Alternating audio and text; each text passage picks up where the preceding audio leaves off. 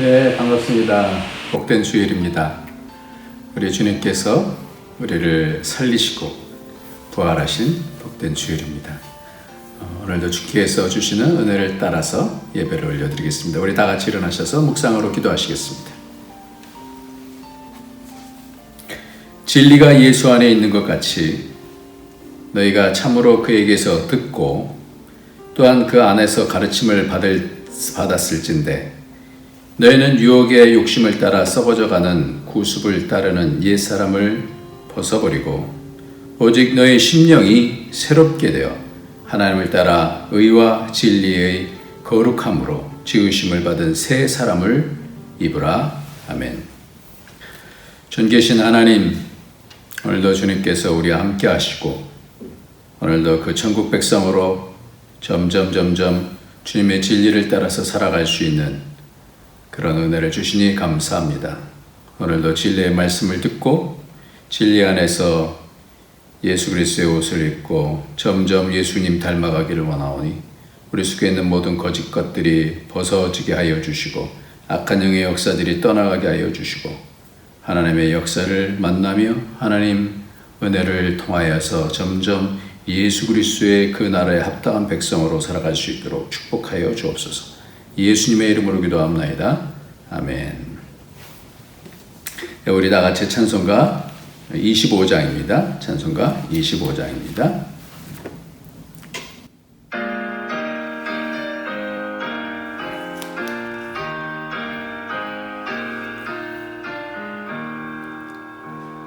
멸류관 벗어서 주 앞에 드리세 저 천사 기쁜 노래가 온 땅에 퍼지네 내 언악 깨어서 주 찬송하여라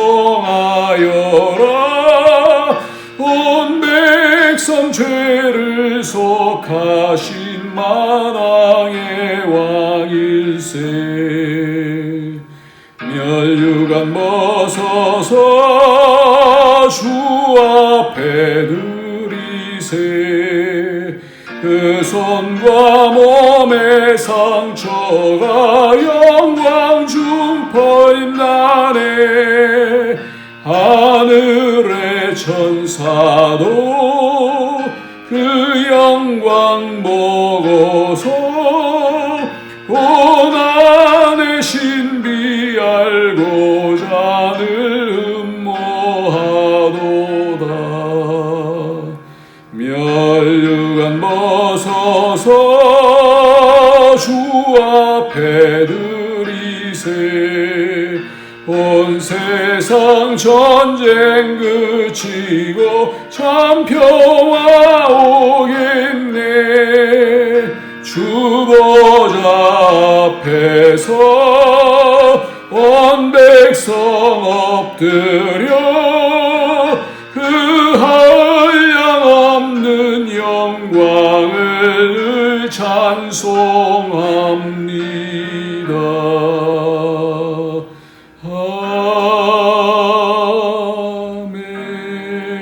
아멘.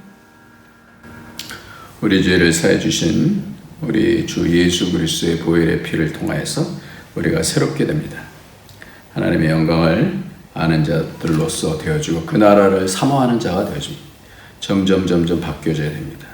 그 모두 바뀌어지는 것은 악한 영의 권세가 깨뜨려질 때 우리의 심령이 바뀌어지고 우리가 하나님 아는 지식이 더 깊어지게 돼서 이 땅에서도 영생을 붙들고 살 수 있게 되어집니다. 우리는 영원히 살 사람들입니다. 그렇기 때문에 예수의 피를 통해서 점점 영생이신 하나님과 그의 아들 예수 그리스도를 점점 알아가며 닮아가며 그 형상으로 바뀌어져야 될 줄 압니다. 먼저 우리가 깨끗해져야 됩니다. 사단의 권세가 깨뜨려져야 됩니다. 죄를 통해서 사단이 우리를 압박하고 정죄하고 무너뜨리려고 하는데 예수의 피를 통해서 끊어낼 수가 있습니다. 이 시간 회개하면서 주 앞으로 나가면서 주님의 영광을 담을 수 있는 깨끗한 그릇이 될 수 있도록 나 자신을, 가정을, 교회 공동체를 위해서 우리 다 같이 회개하면서 주 앞으로 나가도록 하겠습니다.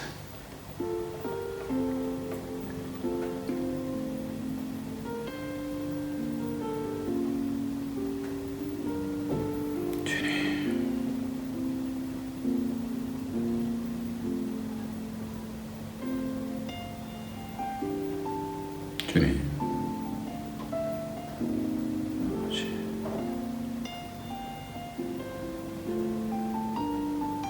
주님,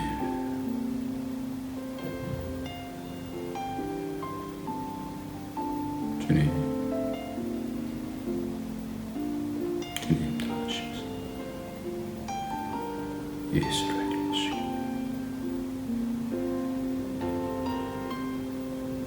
아버지 생겨주시고 선하며 자유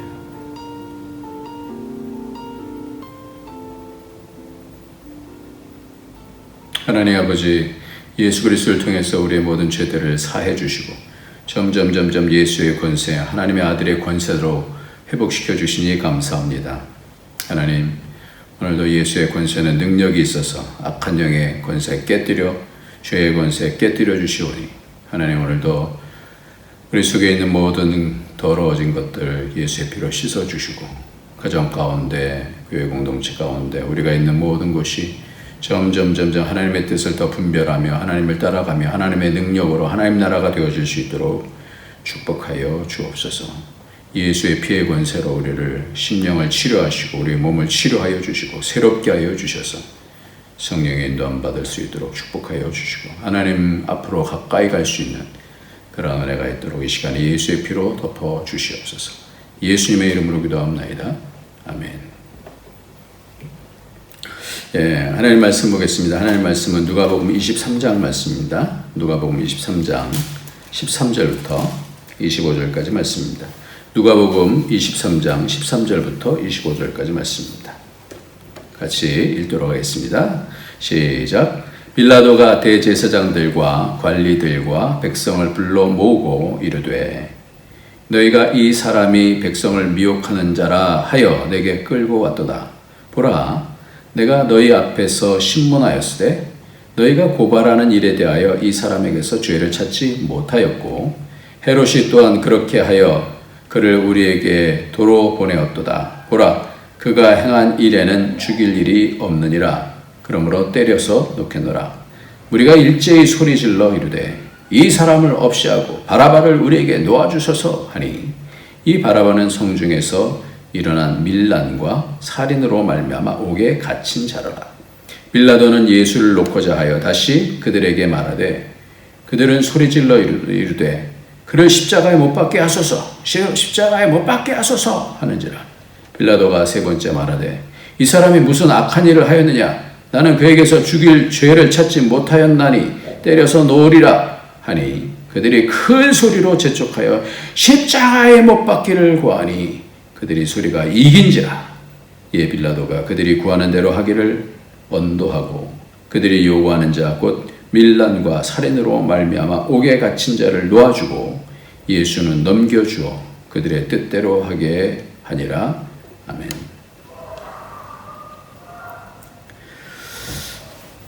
우리의 삶은 선택의 연속이죠. 그리고 그 선택에 따라서 책임을 지게 됩니다. 그렇기 때문에 선택을 위한 분별이 우리에게 가장 삶에서 중요한 부분이 될 것 같습니다. 지금 빌라도는 선택을 하고 있습니다. 어떤 선택을 하느냐? 이것이 오늘 선택한 것이 영원과 상관이 있기 때문에 이 선택이 굉장히 중요한데, 지난번 빌라도가 세 가지 질문한 것에 이어서 오늘은 이 빌라도가 세 번 판결하는 데 있어서 세 번 다시 판결할 때 어떻게 판결해야 될 것인가에 대해서 의논하고 있는 내용이 나옵니다. 성경은 이렇게 얘기하고 있죠. 세 번째 말하되 이 사람이 무슨 악한 일을 하였느냐? 나는 그에게 죽일 죄를 찾지 못하였나니. 그리고 그들이 구하는 대로 하기를 언도했다라고 그렇게 얘기를 하고 있습니다. 그러니까 그 판단은, 그 판결이 결국은 어떤 판결이 되어졌어요. 그 판결로 말미암아 하나님께서 나중에 그 모든 우리가 판단하는 것들을 나중에 그 하나님의 의 가운데서 판단하는데 얼마나 불의한 겁니까? 그러면서 마태복음 27장 24절에는 이 사람의 피에 대하여 나는 무죄하니 너희가 당하라. 근데 자신은 판단하고 판결했기 때문에 그것이 자기 말로 너희들이 당하라 그런다 그래서 되어지는 게 아니죠. 모든 권한이 있는 책임이 있는 자인데 그 책임을 피해갈 수가 없습니다. 빌라도는 그래서 본디오 빌라도는 AD 27년에서 36년까지 10년 동안 유대 총독으로 재임하였는데 그가 유대 총독 재임 때 예수 그리스도의 십자가 사건이 없었다고 한다면 빌라도를 기억하는 사람들이 없었을 것이고 로마 역사책에 단 한 줄도 그의 이름이 적히는 것으로 끝났을 것입니다. 유대인이 빌라도에게 법정에서 예수를 끌고 간 것은 무능하고 우유부단한 빌라도가 사형을 선고하게 하기 위해서 그랬었습니다. 그러니까 그걸 아니까 그렇게 판단하게 한 거예요. 그걸 끌려간 거예요. 예수님이 죄가 없다는 사실을 인정하고 예수님을 석방하려고 했는데 더구나 그의 아내는 저 옳은 사람에게 아무 상관도 하지 마옵소서 오늘 꿈에 내가 그 사람을 인하여 애를 많이 태웠나이다. 이렇게 꿈을 통해서 사인을 받았는데도 불구하고 그러나 결론을 둘 중에 하나 유대인의 요구대로 바라바를 풀어주든지 아니면 다른 하나는 예수 그리스도를 풀어주는 이 둘 중에 하나였었어요. 이 상황 속에서 하나님께서는 지금 영원 속에서 지금 이 시간을 사용하고 있는 거예요. 이 시간 가운데서 이 빌라도가 어떻게 판단을 하는 경향이 있는지 그래서 이 경향이 굉장히 중요해요. 내가 어떻게 판단하는가는 그 사람이에요. 어떤 식의 생각을 하고 어떤 식의 말을 하고 어떤 판단을 하는지가 너무너무 중요한 거예요. 빌라도는요. 요한복음 18장 37절부터 38절까지 보면 빌라도가 이르되 그러면 내가 왕이 아니냐 예수께서 대답하시되 내 말과 같이 내가 왕이니라. 내가 이를 위하여 태어났으며 이를 위하여 세상에 왔나니 곧 진리에 대하여 증언하려 함이로라. 무릇 진리에 속한 자는 내 음성을 듣느니라 하신대 빌라도가 이르되 진리가 무엇이냐 하더라. 그리고 이 말을 하고 다시 유대인에게 나가서 이르되 나는 그에게 아무 죄도 찾지 못하였노라. 왜 이 판단을 했냐라는 거예요. 왜 판단을 해요? 질문을 해요. 진리가 무엇이냐 그러고는 듣지도 않고 어떻게 해요? 이 말을 하고 나서 바로 다시 유대인들에게 나가서 듣지도 않고 떠나는 거예요. 진리에 대한 것이 관심이 없어요. 왜 듣지도 않고 떠나갔을까요? 이 빌라도의 한계가 그거예요. 그러니까 우리도 이 부분이 굉장히 중요한데요. 진리는 묻지만 실제로 진리에 관심이 없는 것처럼 보여요. 살고 있는 그 경향이 뭐냐 말이에요. 설령 진리를 들었다고 하더라도 그는 진리를 선택하지 않았을 겁니다. 우리의 삶이 그거예요. 우리가 경향이 어떤가가 그 사람인 거예요. 우리는 성경을 가르칠 때 이렇게 하세요. 그렇게 한다고 하지만 그것이 실력이 되지 않으면 진리를 판단하는 그러한 경향, 습관이 되지 않으면 판단하기가 쉽지 않죠. 원래 다시 자기 형태로 돌아오게 됐습니다. 그래서 책이나 조직이나 개인이나 조직이나 사회나 모두 습관이 어떻게 변화를 일으키는지 습관을 바꾸기 위해서 어떻게 해야 되는지 그게 굉장히 중요한 거예요. 나와 세상을 바꾸는 힘인 습관이 우리 모두가 어떤 시점에는 의식적으로 결정하지만 얼마 후에는 생각조차 하지 않으면서 거의 원래 경향으로 돌아오는 거예요. 반복되는 선택을 하는 거예요. 원래 선택을 하는 거예요. 그러니까 이 습관이 되어져서 진리 가운데 간다는 것은 여러 행동이 반복하면서 선택을 하고 그것이 삶의 고리를 통해서 형성이 되는 그래서 삶의 잘못된 고리가 끊어지고 새로운 습관이 바뀌어진다는 것이 그게 뭐예요? 믿음의 과정인 것이죠. 빌라도는 왜 그렇게 했을까요? 우리는 어떤 판단을 할 때, 어떤 생각을 할 때, 어떤 기준을 가지고 생각하지 않겠습니까? 근데 그 기준이 옳은지, 그른지 어떻게 아냐 이 말이에요. 그것에 따라서 달리는데 모든 판단의 기준은 누구에게 있어서 듣느냐 이게 가장 핵심이거든요. 여러분이 어떤 물건을 사려고 할 때 그 판단의 기준이 잘 서지 않으면 사람에게 물어보죠. 누구에게 듣느냐가 그래서 중요한 거예요. 신앙이라는 것이 뭘까요? 빌라도는 예수님을 재판하는 과정에서 3번에 걸쳐서 결단을 할 시간이 있었어요. 3번 물어봤어요. 첫 번째가 14절부터 16절까지 이 사람이 백성을 미혹하는 자라 해서 내게 끌고 왔는데 나는 못 찾겠다, 죄를. 헤롯도 우리에게 도로 보냈다. 그가 행한 일은 죽일 일이 없다. 그냥 때려서 놓겠다. 그래서 결정하면 되잖아요. 그런데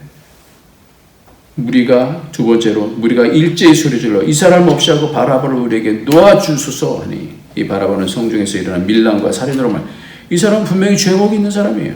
옥에 갇힌 자로라. 빌라도는 예수를 놓고자 해 다시 그들에게 말하였대. 얘기하는 거예요. 3번째로 22절부터 빌라도가 3번째 말하되 이 사람이 무슨 악한 일을 하였느냐?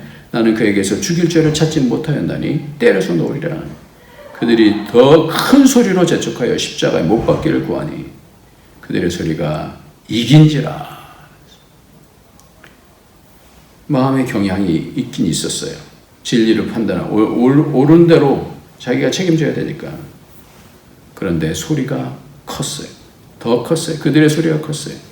이에 빌라도가 그들이 구하는 대로 하기를 언도하고 그들이 요구하는 자 곧 밀란과 살인으로 말미암아 옥에 갇힌 자를 놓아주고 예수는 넘겨주어 그들의 뜻대로 되게 하니라.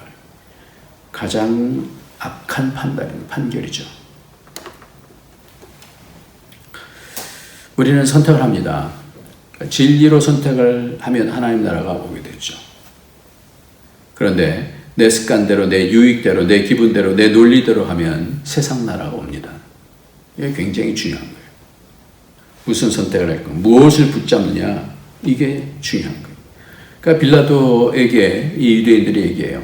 그 피를 우리와 우리 자손에게 돌리소서, 이렇게 얘기하니까 실제로 AD 70년에 제1차 유대전쟁으로 예루살렘은 폐허가 됐고 AD 135년이 끝난 제2차 유대전쟁의 결과 유대인들은 완전히 전 세상을, 온 세상으로 퍼뜨려지고 그렇게 됐었어요.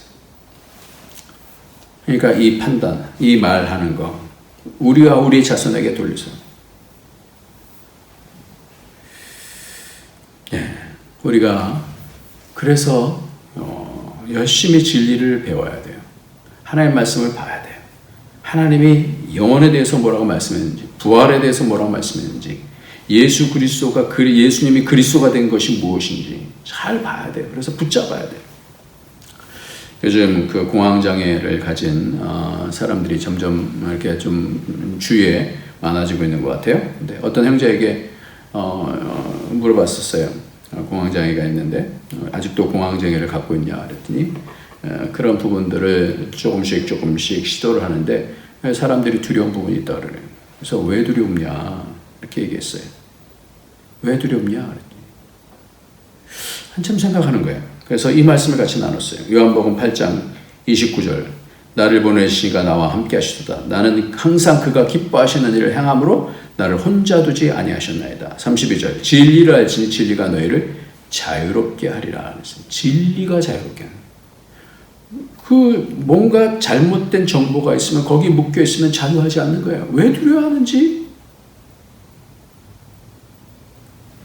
잘못된 정보예요. 그래서 44절에는 너희는 너희 아비 마귀에게서 났으니 너희 아비의 욕심대로 너희도 행하고 자 하느니라. 그는 처음부터 살인한 자요 진리가 그 속에 없으므로 진리에 서지 못하고 거짓을 말할 때마다 제 것으로 말하는 이는 그가 거짓말장이요 거짓의 아비가 되었습니다. 그랬어요. 그러니까 거짓 정보를 사단이 줄 때 그것을 어떻게 분별해내야 되는 거예요. 왜 그렇지? 이것이 거짓 정보인지 하나님께서 주신 정보인지 하나님이 나와 함께 하신다라고 하는 29절에 하나님이 나를 보내시니가 나와 함께 하시도다. 나는 항상 그가 기뻐하는 일을 행함으로 나를 혼자 두지 아니하시느냐. 하나님이 기뻐한다는 거예요. 제가 지난 주간에 어떤 일을 잘하면서 마음의 기분이 좋아졌어요. 누가 나를 칭찬하면 기분이 좋아지잖아요. 근데 갑자기 하나님이 그거를 기뻐하지 아니하신다는 생각이 들었어요. 왜 그러냐면 그것이 나를 기쁘게 하면서 또 교만해질 수가 있다는 그런 생각이 들었어요. 근데 또 한편으로는 그것이 또 마음에 반발감이 생겼어요. 하나님이 기뻐하시지 않나? 왜 내가 기뻐하면 안 되나? 이렇게 물어봤어요. 하나님, 내가 기뻐하면 안 되나요? 우리는 나의 기쁨을 위해서 얼마나 시간과 돈을 들이면서 이렇게 삽니까? 우리는 나의 기쁨을 위해서 살면 안 됩니까? 내가 기뻐하는 것 하나님 싫어하시나요? 잘 이해가 안 됐어요. 그럼 우리는 목석처럼 그렇게 살아야 되나요? 마음속에 주님의 대답이 먼저 나를 기뻐하라 이렇게 말씀합니다. 먼저 나를 기뻐하라. 그 기쁨으로 모두와 기뻐하라. 그러니까 내 자신의 어떤 원인을 통해서 기뻐하게 되면 그것이 오르락내리락 해요. 내가 좀 칭찬받으면 막 기쁘고. 근데 그 모든 것들도 어떻게 해요? 하나님께로부터 온 것임을 알고 하나님 나와 함께 해주시니 감사합니다. 그것이 기쁩니다. 이런 뜻으로 받아들여져서 그렇구나. 그래서 이 습관, 나의 판단과 나의 행동의 어떤 기준이 뭔지 이 부분을 붙잡고 가는 게 굉장히 중요해요. 내가 무엇을 선택하느냐 이것이 굉장히 중요한 것 같아요. 그러니까 거짓 정보가 아니라 진정한 정보. 물론 팩트가 맞죠. 내가 근데 이것을 통해서 사단이 이용해 먹을 수가 있어요. 진리를 잡으면 돼요. 하나님의 성령을 통해서 온 그 진리, 말씀을 통해서 온 진리, 이것을 잡으면 우리 안에 하나님 나라가 오는 거예요. 평강이 있게 되어져요. 지금 그 형제는 말씀에 속하여서 놀라운 하나님의 나라를 확장해 가고 있는 그런 중이에요. 너무 감사해요. 너무너무 감사해요. 하나님의 말씀을 잡고 또 하나 영역으로 하나님의 진리를 붙잡고 이겨나가고 얼마나 하나님의 진리의 말씀이 강력한지를 저는 보고 느끼고 감사하고 축복하고 있어요. 진리에 속한 자는 그의 음성을 듣는다 그랬어요. 속한다라는 거예요. 속한다. 속하기 위해서는요. 계속해서 진리를 추구해야 돼요. 그래서 주일날 말씀, 금요일날 말씀, 성경 통독. 이게 왜 그래요? 진리를 깨닫기 위해서 그런 거예요. 말씀의 기준이 없으면 세상을 잡기 때문에 그래요. 그래서 우리는 모세에게 속하여 세례를 받고 누구에게 속하느냐 이게 중요한 거예요. 빌라도는 어디에 속했어요? 군중에 속했어요. 자기 마음의 판단도 놓쳐버리고 뭔가 이 밀란이 나고 그러면 자기의 자리가 위태로울까봐 그랬는지 모르겠습니다만 아마 그랬을 것 같아요. 그러니까 내 마음이 어디에 속했느냐? 진리에 속했으면요. 하나님이 책임져 주시는 줄 믿습니다. 그게 진리의 능력이에요. 하나님 말씀에 속하는 자, 그 사람은 하나님이 책임져 주시는 거예요. 진리는 영원합니다. 근데 이런 가룟 유다도 그렇고 빌라도도 그렇고 그 자신이 삶을 판단하는 어떤 경향과 기준이 있잖아요. 이것이 결국은 사람에게 있어서 그 경향으로 가게 돼 있는 거예요. 그게 아웃풋으로 나오는 거예요. 그런 생각과 말과 판단, 그래서 너무 중요한 거예요. 하나님 나라를 이루기 위해서는 우리가 점점 진리가 예수 안에 속하 있다니까 예수 안으로 점점 들어가면서 내 속에 있는 거짓 것들이 벗어지고 거짓 정보들을 버리게 되어지고 참 정보를 붙잡는 것이죠. 오늘 그래서 제가 참 깨달음이 온 그런 글이 있는데요. 용서를 어떻게 하나라고 하는 그런 내용이 글이 있었어요. 용서라는 것은 우리가 그래 내가 미워하지 않을게 그러면서 은혜 속에서 살 때 그거를 내려놓잖아요. 내가 미움 같은 경우를 내려놓잖아요. 근데 이게 포기를 의미하지 않는다는 거예요. 그것을 내려놓는다. 놓아주라는 말은 나쁜 감정의 심연 속으로 그것을 던져 넣으라는 말이 아니다라는 거예요.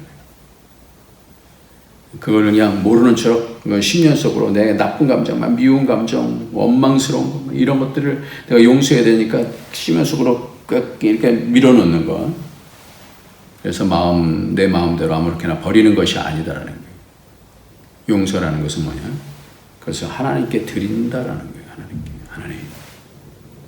그러니까 용서는 내가 갖고 하는 게 아니라 하나님께 이걸 드린다라는 거예요. 마음속에 여러 가지 생각들이 많잖아요. 그걸 진리 가운데 들여보는 거예요. 하나님, 내가 이렇게 생각하는 것이 맞습니까?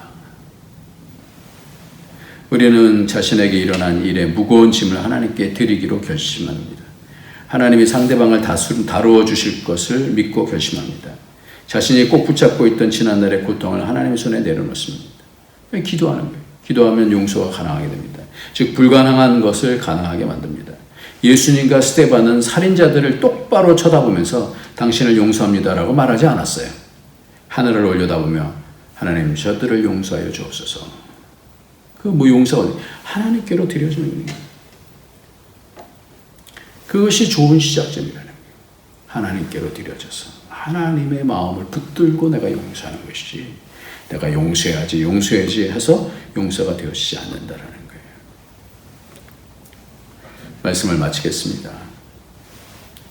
우리가 하나씩 바뀌어가야 돼요. 지난주에도 말씀드렸습니다만 요즘 아이들이 패드립을 한다는 거예요. 패밀리 드립이라는데 패밀리 욕하는 거예요. 엄마 아빠 상대방 엄마 아빠를 욕한다는 거예요. 다 저주가 되는 거죠. 그러니까 나라도 서로 저주하잖아요. 나라가 어떻게 돼요? 점점 하나님 나라가 오는 게 아니라 지옥같이 되는 거예요. 아무리 잘 산다 할지라도 지옥이 되면 뭐합니까? 왜 이 사람들은 바라바보다 예수님을 미워했을까요? 이들의 분노는 도대체 어디서 온 걸까요? 진리를 붙잡는 연습을 안 하면 점점 그렇게 나라가 바뀌어지고 사람들의 성향이 바뀌어지게 되어지는 거예요. 그래서 그런 모습을 보면 이게 다림줄입니다. 어디로 기울어진 사람들인가. 우리도 마찬가지예요. 판단을 할 때 이 사람이 진리를 따라서 하나님의 말씀 때문에 어떤 마음의 요동이 온다 할지라도 진리로 자신을 다스리는 사람들은 그러면 하나님께서 그를 붙들어 주시는 거예요. 그를 치료해 주시는 거예요. 그를 역사해 주시는 거예요. 그래서 하나님께서 마음을 만지시고 진리로 인도해 주시는 겁니다. 다윗의 지난번 말씀처럼 34편 말씀을 보면 다윗이 아비멜렉 앞에서 미친 채 하다가 쫓겨나서 지은시라고 됐잖아요. 블레셋 가서 벅벅벅벅 끄는 거예요. 사울에게 쫓겨가서. 그 어떻게 감당했을까? 그 수치를 어떻게 감당했을까? 그때 뭘 붙잡는 거예요? 내 마음을 붙잡는 것이 아니다. 그것을 하나님께 드리는 거예요. 하나님. 그러면서 여호와를 찬양하더라는 거예요. 내가 사울을 죽일 수 있는데도 불구하고 안 죽이고 그걸 어떻게 해요? 여호와께 드리는 거예요. 나는 누군가? 여호와께로 기름 부음 받은 자다. 나는 영생이 있는 자다. 나의 기분, 나의 어떠한 붙잡지 아니하고 하나님 말씀을 붙잡아서 하나님 나라가 오게 되어지는 저와 여러분이 되어지길 예수님의 이름으로 축원합니다. 기도하겠습니다. 할렐루야. 하나님 아버지 감사합니다. 오늘도 주께서 주시는 말씀 같이 우리가 봅니다. 나의 생각, 나의 판단, 나의 기분 붙잡지 아니하고 모든 것들 진리 가운데서 판단하여서 그 진리가 영원한데 진리가 예수 그리스도 안에 있다고 말씀해 주셔서 진리를 판단하면서 점점 예수 그리스도의 능력을 덧입을 수 있도록 축복하여 주옵소서. 예수님의 이름으로 기도합니다. 아멘. 우리 다 같이 찬송 부르시겠습니다. 208장입니다. 예전 찬송은 246장입니다.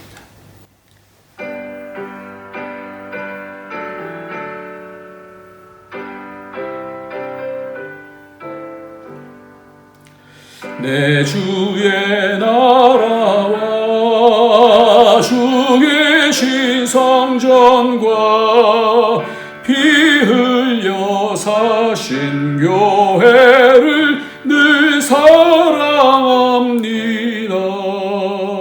내 주의 교회는 천성과 같아서 눈동자같이 아끼사 늘 보하시네.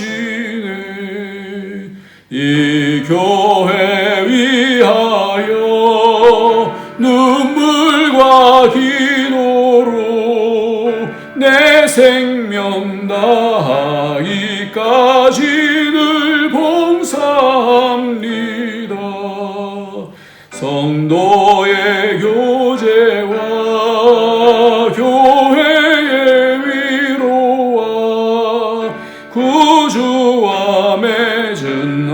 언약을 늘 기뻐합니다.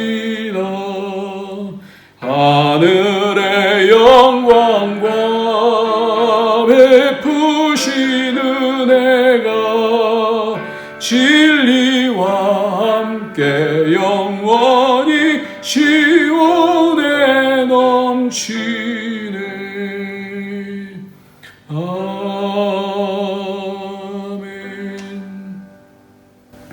하나님 아버지, 하나님께 오늘도 예물 드립니다.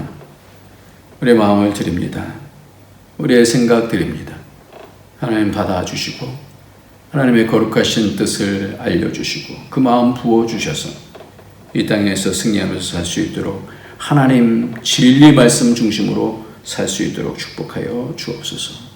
오늘도 기도하오니 우리 아픈 형제 하나님 암 때문에 기도하고 있사오니 주여 주께서 치료하여 주셔서 거룩한 피 묻은 손으로 그 모든 병들이 치료되어지고 마음이 치료가 되게 하시고 믿음을 더 깊게 하여 주셔서 지혜를 붙잡고 승리할 수 있게 하여 주옵소서.